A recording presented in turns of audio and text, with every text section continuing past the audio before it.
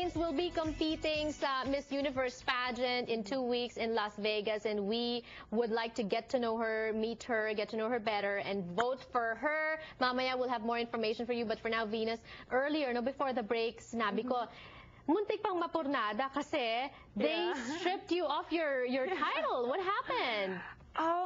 There was siguro parang misunderstanding between the organization and my part. Parang it's about the inconsistencies and the birth records, about my pronouncements, about parang my citizenship. Okay. So, Kasi ikaw, pinanganak ka sa Qatar, pero lumaki ka sa Pilipinas. Yes, So ano exactly. nangyari? Paano nabalik sa'yo yung...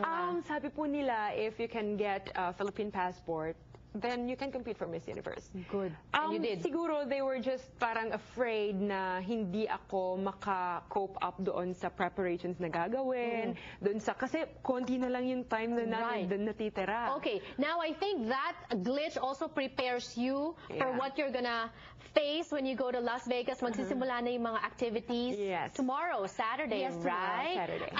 Is there pressure? Do you feel pressure? Nako, kailan ba tayo huling nagkaroon ng Miss Universe? 1973? Dalawa lang ang Philippines na naging Miss Universe. Si Miss Margie Moran at si Gloria Diaz. Gloria Diaz. Okay, may pressure ba? Hindi po pressured. Parang I'm just enjoying every moment. Kasi ganun sabi nila ng mga past winners from the Philippines na I just enjoy everything kasi hindi mo mamamalayan. Ano yan baka tapos na, sasabihin mo, tapos na pala, ganun lang. And the thing is, you are currently rating #1 sa mga votes, online votes, right? www.missuniverse.com. Ayan, we need to go there and vote for her now. The thing is, I think last year, our Binibining Pilipinas, si Bianca Manalo, she was also leading, di ba? Yeah, and she did very, very well. Oo, and then nothing happened. Hindi man lang pumasok sa top 20. Ba't kaya ganon? Ako po naniniwala ako na pag para sa'yo yan, para sa'yo talaga yan. So, kahit anong gawin mo, if it's not for you, it's not for you. But you also have to prepare. How are you preparing? Ang dami ko pong preparations na ginawa sa Philippines. Actually, maraming training akong pinagdaanan, like catwalk, makeup, how parang personality development. Your makeup artist fixed my hair. Thank you. Thank you so much. Miss Venus, where and when can we watch you? Go ahead, invite our viewers. Okay, I want to invite everyone to please do watch Miss Universe pageant. That would be on August 23 at Mandalay Bay Resort and Casino in Las Vegas.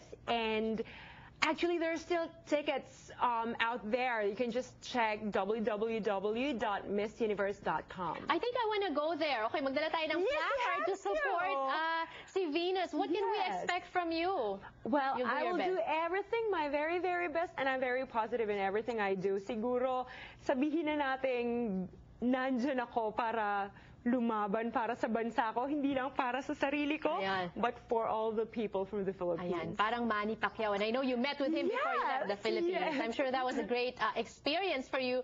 So good luck. We will pray for you. Thank you. And for those of you guys, again, if you want to get more information, missuniverse.com. You can also log on there and vote for our pangbato, Binibining Pilipinas, Venus Raj, para naman manalo din siya, no? All over the world ang voting. Yes. Thank you so much. Thank you so much. Thank you. Maraming salamat sa inyong pagsubaybay. Have a great weekend, everyone, and I'll see you again on Monday.